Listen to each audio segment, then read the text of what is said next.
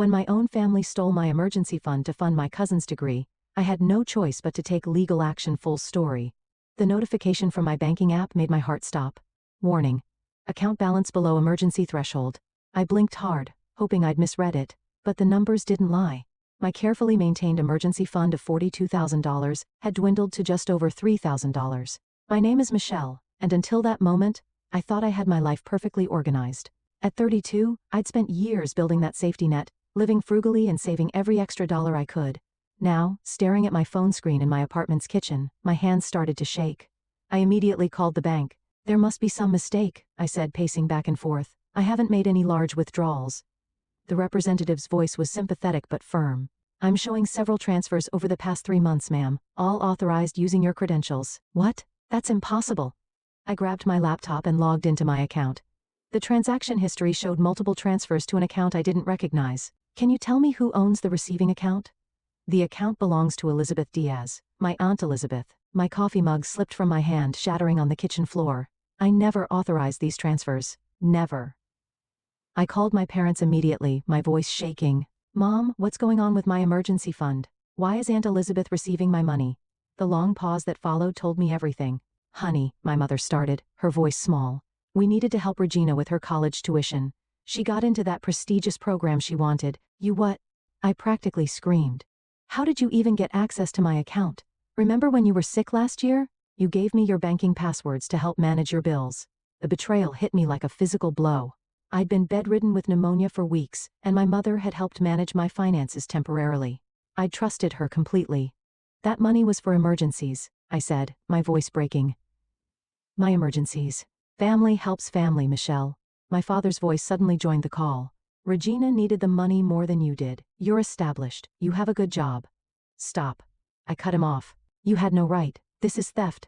Don't be dramatic, my mother said. Regina's future is at stake. She's family. I ended the call and immediately dialed my best friend Jade. She answered on the second ring. They stole my emergency fund, I said, my voice hollow. My own family stole over $38,000 from me to pay for Regina's college. They did what? Jade's outrage was exactly what I needed. Michelle, that's not just morally wrong. It's illegal. You need to call a lawyer. But they're family, I whispered, echoing my mother's words even as they made me sick. Family doesn't steal from family, Jade said firmly. Listen to me. If you don't take action now, they'll never respect your boundaries. They'll keep taking and taking. My phone buzzed with a text from Regina. Please understand, cousin. This opportunity means everything to me. Mom and Aunt said you'd want to help. I threw my phone onto the couch. They didn't even ask me, Jade. They just took it. Like, I didn't matter.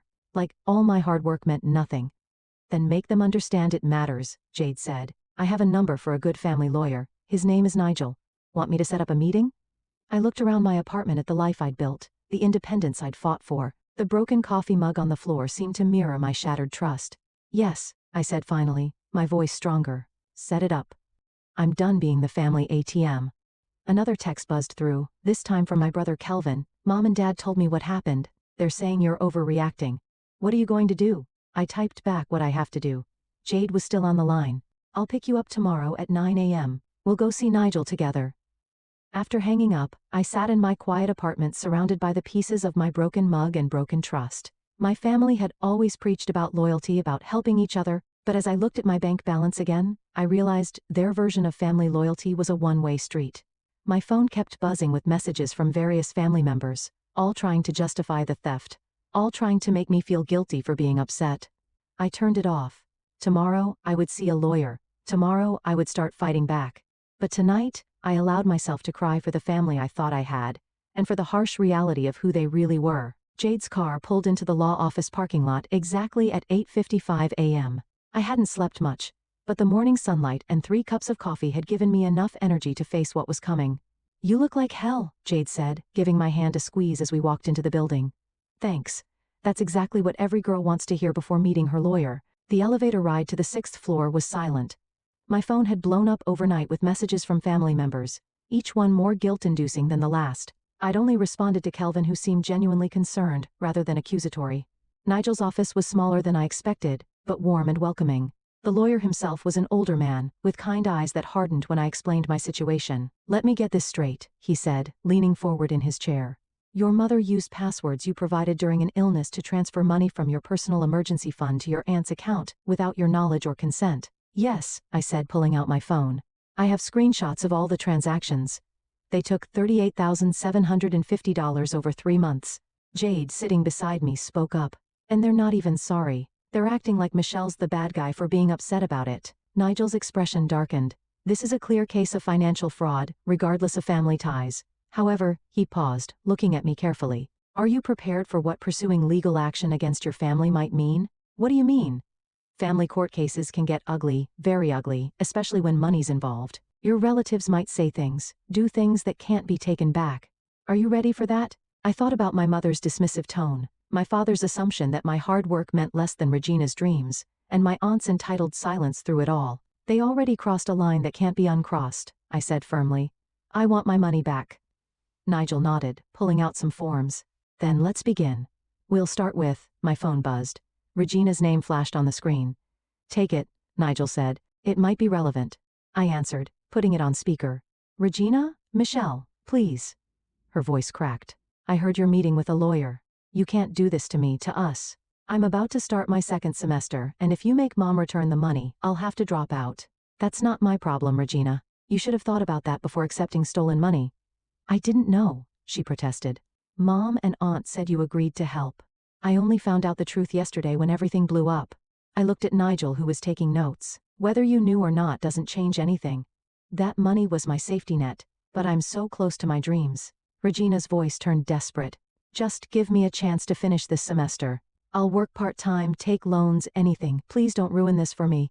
Jade grabbed my hand as I closed my eyes. Regina, I'm sorry, but I can't trust any promises right now. You need to talk to your mom about this. Mom's crying. She says you're destroying the family over money. Is that what you want? Nigel cleared his throat, signaling me to wrap it up. What I want is my money back, I said firmly. What happens after that is up to your mom. Goodbye, Regina. I hung up, my hands shaking. Jade immediately pulled me into a hug. You did great, she whispered. Nigel finished his notes and looked up. That call actually helps our case. Your cousin essentially admitted the money was taken without your knowledge. Now let's discuss our strategy. For the next hour, we went through the legal process. Nigel explained how we'd first send a formal demand letter, giving them a chance to return the money before filing a civil suit. What if they refuse? I asked. Then we go to court. With the evidence we have, the unauthorized transfers, their admissions, and your documented history of saving this money, we have a strong case. As we wrapped up the meeting, my phone buzzed again. A text from Kelvin. Just talk to Regina. She's a mess. But I get why you're doing this. Can we meet? I think there's more to this story than anyone's telling. I showed the message to Nigel. Meet him, he advised. Information is power. Just don't make any promises or agreements without consulting me first. Outside the office, Jade hugged me again. Want me to come with you to meet Kelvin? I shook my head. I need to do this part alone, but thank you for everything. That's what best friends are for. She smiled. Keep me posted. As I watched her drive away, I texted Kelvin back. Coffee shop on 5th Street, 1 hour. The war for my emergency fund was officially beginning, and I needed all the allies I could get. The coffee shop was busy when I arrived, but I spotted Kelvin immediately in our usual corner booth. He looked tired, his usually neat hair disheveled, and he was nervously shredding a paper napkin. You look about as good as I feel, I said, sliding into the seat across from him. Yeah. Well, it's been a rough couple of days. He pushed a coffee toward me. Already ordered your usual. I wrapped my hands around the warm cup. So what's this other story I need to hear? Kelvin glanced around before leaning forward. It's worse than you think, Michelle. Aunt Elizabeth isn't just using your money for Regina's tuition. She's been running a whole scheme. What do you mean? Remember how she always bragged about Regina getting that full scholarship? There was no scholarship. She's been taking money from different family members, playing them against each other, making up stories about emergency needs. My stomach dropped. How do you know this? Because she tried it with me first, he admitted, looking ashamed. 3 months ago she came to me asking for money for Regina's special program fees. When I said I couldn't afford it, she started guilt-tripping me about family loyalty. That's when I started digging. The bell above the coffee shop door chimed and we both jumped. It was just another customer, but Kelvin's paranoia was starting to make sense. How many others? I asked. At least 3 cousins and Uncle Rob. Each thinks they're the only one helping. Each got a different story. He pulled out his phone and showed me a series of messages. Look at these texts, from Aunt Elizabeth to our cousin Sarah. She told her Regina needed money for medical bills. I scrolled through the messages, my anger building. Does Regina know about all this? I don't think so. Not everything, but he hesitated. But what? She's not as innocent as she pretends. I overheard her and Aunt Elizabeth arguing last week. Regina was demanding more money for some spring break trip, saying she deserved it after playing her part so well. The coffee in my stomach turned sour. Playing her part? Those tears on the phone earlier, the desperate college student act? She's been doing that with everyone and Elizabeth scams. I pushed my coffee away feeling sick. Why didn't you tell me sooner? I was gathering evidence, he said, pulling out a USB drive, bank statements, text messages, recordings of conversations. I was planning to confront Aunt Elizabeth myself, but then this happened with your money, and he slid the drive across the table. I think your lawyer could use this. The bell chimed again. This time Regina walked in. She froze when she saw us, then straightened her shoulders and marched over. Having a nice family meeting without me? She asked, her voice dripping with sarcasm. Sit down, Regina, I said coldly. We need to talk about your acting career. Her face paled slightly, but she sat. I don't know what you mean. Cut the act, Kelvin snapped. We know about the fake scholarship, the multiple stories, the spring break demands, all of it. Regina's facade cracked. You don't understand the pressure I'm under. Mom's been planning my whole life since I was born. The right school, the right program, the right connections. Do you know what it's like to have your entire future mapped out by someone else? So you decided to help her steal from your family? I asked. I didn't steal anything. I just played along, made things easier. Mom said everyone was happy to help, that it was all arranged. Happy to help? I pulled up my bank statement. Does this look arranged to you? They drained my emergency fund without even asking. Regina's eyes widened at the numbers. I didn't know it was that much. Mom said it was just a few thousand from each person. Well, she lied, Kelvin said. Just like she lied about everything else. Regina's lower lip trembled, but this time I could see the calculation behind it. What are you going to do? I'm going to get my money back, I said firmly. And now, thanks to Kelvin, I can help everyone else get their money back too. You'll destroy Mom, Regina whispered. No, Regina. Your mom destroyed herself when she decided to steal from her family. Regina stood up abruptly, her chair scraping against the floor. I won't help you hurt her, I can't. As she stormed out, Kelvin turned to me. What now? I picked up the USB drive. Now we take this to Nigel, and then we call a family meeting. All the cousins, Uncle Rob, everyone. It's time they knew the truth. It's going to get ugly, he warned. It already is ugly, I said standing up, but at least now we can fight back with the truth. Nigel's office was crowded with family members 2 days later. Uncle Rob paced by the window while our cousins Sarah and Marcus sat rigidly on the small couch.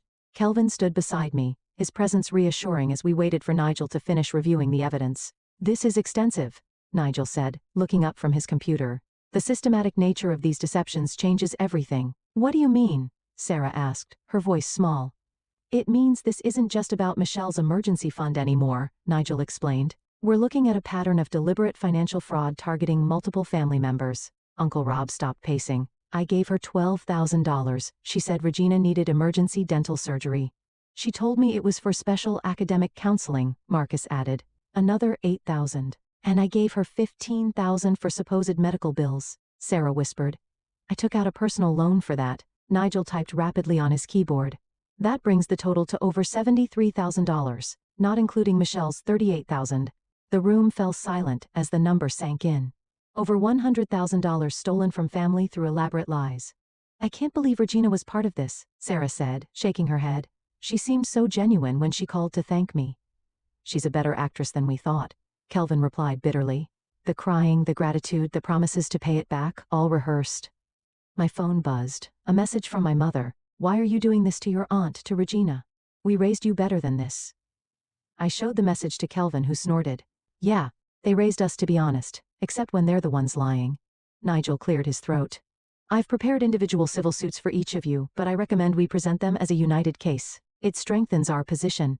What about criminal charges? Uncle Rob asked. That's an option, but it would mean involving the police. Are you all prepared for that possibility? Before anyone could answer, the office door burst open. Aunt Elizabeth stood there, Regina hovering behind her. So, this is your little conspiracy meeting? Aunt Elizabeth's voice was sharp. Turning my own family against me? You did that yourself. I stood up facing her. When you decided to steal from all of us. Steal? I borrowed money for my daughter's future, for your cousin's education. Then why lie? Sarah demanded, finding her voice. Why make up different stories for each of us? Regina stepped forward. Mom, what is she talking about? Don't act innocent now, Kelvin snapped. We have proof you were in on it. Regina, Nigel intervened calmly. Would you like to see the evidence? The multiple stories, the different amounts, your recorded conversations about playing your part? Regina's face crumpled. Mom, you said everyone knew. You said they all agreed. Of course, they agreed, Aunt Elizabeth shouted. They just didn't know they were agreeing, but it was for you, baby. Everything was for you. I never wanted this, Regina whispered. Not like this. Nigel stood up. Mrs. Diaz, I suggest you leave now and contact your own lawyer. We'll be filing our suits this afternoon. You wouldn't dare, Aunt Elizabeth hissed. We're family. Family doesn't steal from family. I quoted my mother's words back at her. Isn't that what you always taught us? Regina suddenly turned to her mother. How much? How much did you take from everyone? It doesn't matter. Over $100,000, Marcus cut in. That's how much your mother stole from us. Regina staggered back like she'd been slapped. 100,000. Mom, what have you done? What I had to do. Aunt Elizabeth grabbed Regina's arm. Come on, we're leaving. These people clearly don't understand family loyalty. But Regina pulled away. No, I'm not going anywhere with you. She turned to Nigel. I want to make a statement about everything I know. Regina, Aunt Elizabeth's voice cracked. You can't. I can and I will. Regina's voice was steady for the first time. I'm tired of the lies, Mom. Tired of being your excuse. As Aunt Elizabeth fled the office, Regina sat down heavily in an empty chair. I'll tell you everything. How she planned it, who else she targeted, all of it. Nigel pulled out a fresh legal pad. Start from the beginning. I looked around the room at Sarah wiping away tears, at Marcus staring at his hands, at Uncle Rob finally sitting down exhausted, at Kelvin standing strong beside me, at Regina, preparing to confess everything. This wasn't how family was supposed to be. But maybe through all this pain and betrayal, we could build something stronger, something honest. Okay, Regina took a deep breath. It started 2 years ago when Mom first found out about the college program. The courthouse mediation room felt too small for the tension it contained. I sat between Kelvin and Jade, facing Aunt Elizabeth and her lawyer across the table. Regina had chosen to sit at the end, belonging to neither side anymore. Before we begin, the mediator said, I want to remind everyone that this is an attempt to resolve this matter without going to trial. Mrs. Diaz has requested this meeting to propose a settlement. Aunt Elizabeth's lawyer, a sharp-faced woman named Miss Peters, cleared her throat. My client is prepared to offer a payment plan to resolve this unfortunate misunderstanding. Misunderstanding, Jade muttered under her breath. I squeezed her hand to keep her quiet. We propose monthly payments of $500 to each affected party, Miss Peters continued, until the full amount is repaid. Nigel leaned forward. At that rate, it would take over 16 years to repay the full amount. That's not acceptable. It's what I can afford. Aunt Elizabeth spoke for the first time, her voice trembling. I've already taken out a second mortgage on my house. What about the money you took? I asked. Where did it all go? Regina shifted uncomfortably. The college program only cost about $40,000. The rest went to maintaining appearances, Aunt Elizabeth cut in. Regina needed to look the part to fit in with her wealthy classmates. The right clothes, the right car, the right apartment. So you stole from your family to keep up with the Joneses? Kelvin's voice was ice cold. That's your excuse? You don't understand the pressure? No. You don't understand. I slammed my hand on the table, making everyone jump. That money wasn't yours to take. My emergency fund was for actual emergencies. Sarah took out a personal loan to help you. Uncle Rob delayed his retirement. Also, Regina could have designer clothes? Regina started crying. I never knew. Mom kept saying everything was handled, that everyone was happy to help. I should have asked more questions. Yes, you should have, Jade said quietly. But you didn't want to know the truth, did you? The mediator raised her hand. Let's focus on the settlement proposal. Mrs. Diaz, do you have any other assets that could be liquidated to increase the monthly payments? Aunt Elizabeth looked at her lawyer, who nodded slightly. I have some jewelry and investments. The jewelry and investments combined are worth approximately $60,000, Miss Peters added. Nigel consulted his notes. That would still leave over $40,000 to be repaid. I'll get a job, Regina suddenly said. A real one, not the part-time thing Mom wanted me to do for appearances. I can contribute to the payments. You don't have to, Aunt Elizabeth started. Yes, I do. Regina stood up. I benefited from this money even if I didn't know it was stolen. I need to help make it right. The mediator nodded approvingly. That could work. If Mrs. Diaz liquidates her assets immediately and combines that with higher monthly payments from both herself and Regina, We could be repaid within 3 years, Nigel calculated, with appropriate interest and legal fees. I added firmly. Miss Peters whispered something to Aunt Elizabeth, who nodded tearfully. We accept these terms. I'll start liquidating everything tomorrow. There's one more condition, I said, looking directly at my aunt. You need to tell everyone the truth, not just those of us in this room, but the entire family. No more lies, no more manipulation. Michelle? No. I cut her off. That's non-negotiable. Either you come clean to everyone, or we go to trial. Your choice. The room fell silent. Regina reached over and touched her mother's hand. Mom, please, we need to stop living this lie. Aunt Elizabeth seemed to deflate. Fine. I'll tell everyone everything. The next hour was spent drafting the formal agreement. As we prepared to leave, Regina caught my arm. I know it doesn't mean much now, she said, but I'm sorry for everything, for not asking questions, for playing along, for letting this happen. I looked at her, really looked at her. The designer clothes suddenly seemed like a costume, the expensive jewelry like chains. What will you do now? I asked. Transfer to a state school. Get a real job. Start living in the real world instead of Mom's fantasy. She managed a weak smile. Maybe become the person I want to be instead of the person she wanted me to be. As we left the courthouse, Jade linked her arm through mine. You okay? I watched Aunt Elizabeth and Regina walking to their car, no longer the proud, polished pair they'd once been. I think I will be. At least now everyone knows the truth. Truth has a way of setting things right, Kelvin said, joining us, even if it hurts like hell getting there. My phone buzzed. A message from my mother. I heard what happened at mediation. Can we talk? I showed the message to Kelvin and Jade. One battle at a time, Jade advised.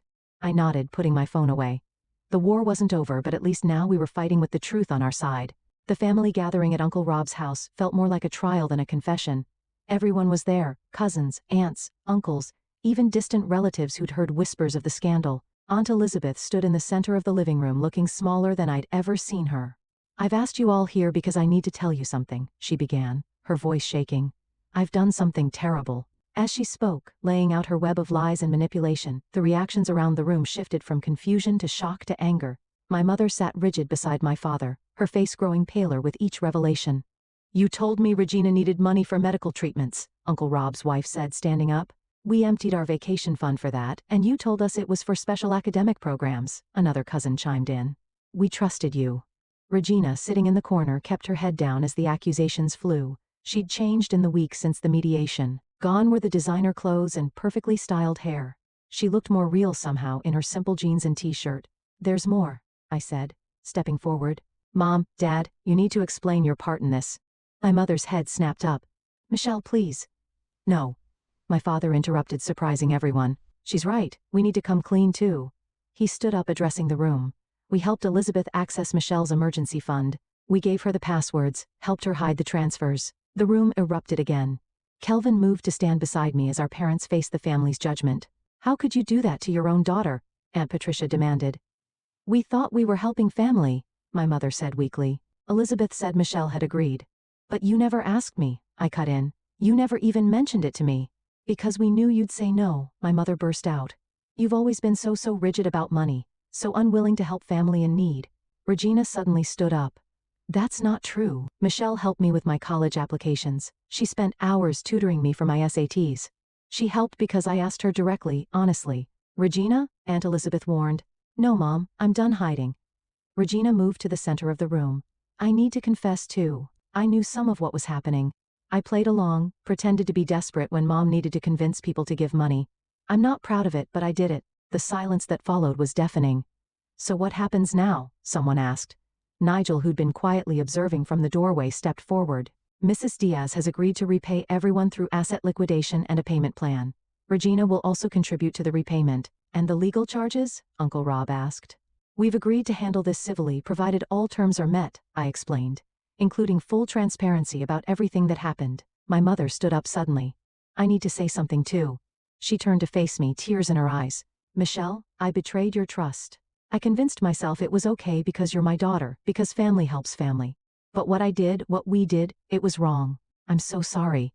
I wanted to stay angry, to hold on to my hurt, but seeing her there, finally acknowledging her mistake, cracked something in my chest. I trusted you, I said quietly. Both of you. That's what hurts the most. We know, my father said, moving to stand beside my mother. We'd like to make it right. We've decided to sell our vacation property to help repay your emergency fund. Aunt Elizabeth's head snapped up. The lake house? But that's been in the family for generations. And family helps family, my father said firmly, using her own words against her, the right way this time. Regina walked over to me. I start my new job tomorrow. It's just waiting tables, but it's honest work, and I've enrolled in community college for next semester. Good for you, I said, meaning it. The rest of the evening was a blur of tears, accusations, and eventually, tentative steps toward reconciliation. As family members began to leave, each stopping to hug me or whisper apologies, Kelvin nudged my shoulder. Look, he said, pointing to where Regina and my mother were talking quietly in the corner. Think they'll be okay? Eventually, I said. Once they learn to live in reality instead of fantasy. Jade, who'd been my silent support throughout the evening, squeezed my hand. You did it. You stood up for yourself and made them face the truth. We did it.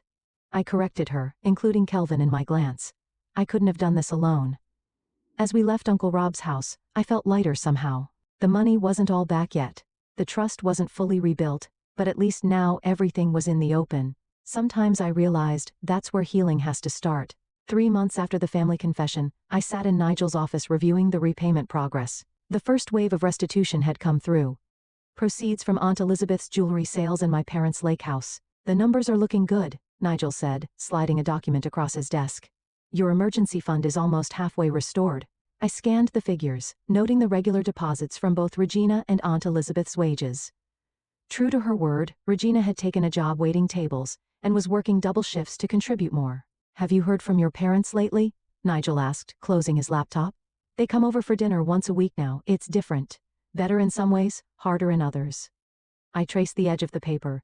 At least they're trying. A knock at the door interrupted us. Jade poked her head in. Sorry I'm late. Traffic was awful. Perfect timing, Nigel said. We were just discussing the latest developments, including this. He pulled out another document, and Elizabeth is requesting a meeting. My stomach tightened. Why? She says she has something important to tell everyone. She wants all affected family members present. The last family meeting went so well, I muttered but nodded. When? Tomorrow afternoon. I've already contacted everyone else. The next day, I arrived at Nigel's office to find it even more crowded than before. Uncle Rob and his wife sat near the window, while Sarah and Marcus took their usual spots on the couch. My parents stood awkwardly near the door, and Regina sat alone in a corner wearing her waitress uniform. She'd come straight from her shift. Aunt Elizabeth entered last, looking years older than she had just months ago. She carried a large envelope. Thank you all for coming, she said, her voice rough. I've sold my house. The room went silent. What? Regina stood up. Mom, where will you live? I'm moving into a small apartment. The house sale will cover most of the remaining restitution. She opened the envelope and handed papers to Nigel. The closing is next week. My mother stepped forward. Elizabeth, you don't have to. Yes, I do. Aunt Elizabeth cut her off. I've spent my whole life pretending to be something I'm not, pushing Regina to live up to impossible standards and hurting the people who truly cared about me. It's time to face reality. Regina moved to her mother's side. I'll help with the apartment rent. Between my waitressing jobs and the barista position I just got, we can make it work. You should focus on your studies, Aunt Elizabeth protested. I am. Community college is affordable, and I'm learning more there than I ever did trying to keep up appearances at that expensive university. Nigel reviewed the house sale documents. With this, everyone could be repaid within the month rather than over 3 years. That's what I want, Aunt Elizabeth said firmly. A clean slate, no more debts, no more lies. Uncle Rob cleared his throat. What about your retirement? I'll keep working. Maybe it's time I learned the value of honest work like my daughter has. I watched Regina squeeze her mother's hand, saw the genuine pride in Aunt Elizabeth's eyes as she looked at her daughter in her simple work uniform. Something had shifted between them. Something real had replaced the shallow perfection they'd once pursued. There's one more thing. Aunt Elizabeth turned to me. Michelle, I owe you the biggest apology. I took advantage of your parents' trust in me, manipulated them into betraying you. I was so focused on maintaining appearances that I destroyed the real relationships in my life. We all owed Michelle an apology, my father added, and a debt that goes beyond money. I felt Jade's hand on my shoulder, steadying me as always. The money was important, I said carefully, but the trust was worth more. That's what really needed to be repaid. And has it? Aunt Elizabeth asked softly. Even a little? I looked around the room at Regina working honest jobs to make amends. At my parents trying to rebuild our relationship one dinner at a time, at Aunt Elizabeth selling her precious house to make things right. It's getting there, I said, day by day. Nigel spent the next hour processing the house sale paperwork. As everyone prepared to leave, Regina caught up with me.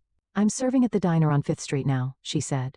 If you ever want coffee, real coffee, not the overpriced stuff I used to insist on, stop by. I smiled. I might do that. Outside, Jade linked arms with me. You okay? Yeah, I said, watching my family members disperse. All of them changed. All of them a little more real than they'd been 3 months ago. I think we all are. Sometimes I realized it takes losing everything to find out what really matters, and sometimes what you rebuild is stronger than what you lost. The last check from the house sale cleared on a sunny Tuesday morning. I stared at my restored emergency fund balance, feeling a complex mix of emotions I couldn't quite name.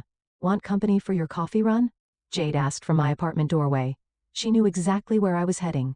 Regina's diner had become a regular stop in my routine, though I hadn't planned it that way. The bell chimed as we entered, and Regina looked up from wiping down a table. The usual? She called out, already reaching for coffee cups. Actually, I said, can we talk for a minute? She nodded, gesturing to an empty booth. My break's in 5 minutes. While we waited, Jade squeezed my hand. You sure about this? It feels right, I said, pulling an envelope from my purse. Regina joined us, sliding into the booth and untying her apron. Everything okay? Mom made her final payment yesterday, right? She did. I pushed the envelope across the table. That's why I wanted to talk to you. Regina opened it carefully, her eyes widening as she read the contents. This is a check for $15,000. I don't understand. It's for your education, I said. A proper loan this time with terms and conditions all spelled out. Jade helped me draw up the paperwork. But why? Regina's voice cracked. After everything? Because you proved something to me these past few months. Working double shifts, living honestly, owning up to your mistakes. You've changed. We all have, she whispered, touching the check gently. The loan has real terms, Jade added, pulling out a document, regular payments, reasonable interest, everything in writing. No shortcuts, no manipulation. Regina straightened her shoulders. I'll pay back every penny the right way this time. I know you will, I said. That's why I'm offering it. The diner's door chimed again. Aunt Elizabeth walked in looking different in her new waitress uniform from the budget restaurant where she'd found work. Mom, Regina called out, look what Michelle's offering. Aunt Elizabeth approached our booth cautiously. When Regina showed her the check and paperwork, she started to cry. After everything we did, she began, that's exactly why I cut in. Because you both showed me that people can change, real change, not just promises. We have family dinner at my new apartment this Sunday, Aunt Elizabeth said hesitantly.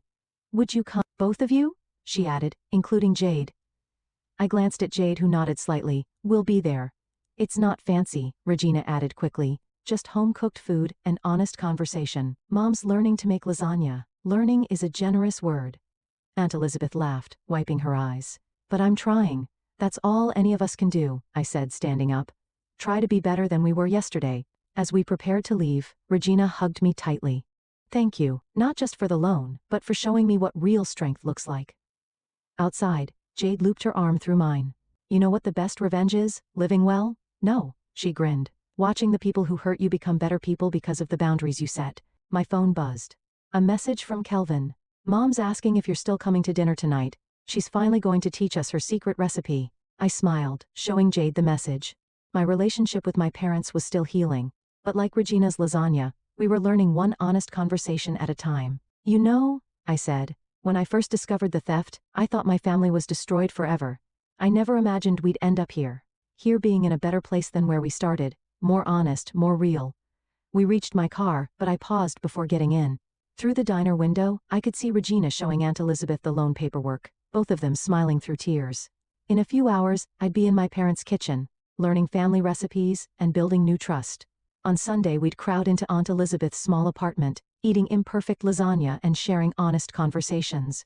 My emergency fund was finally restored, but I'd gained something worth far more. A family that had learned the hard way that love without honesty isn't really love at all. Ready to go? Jade asked.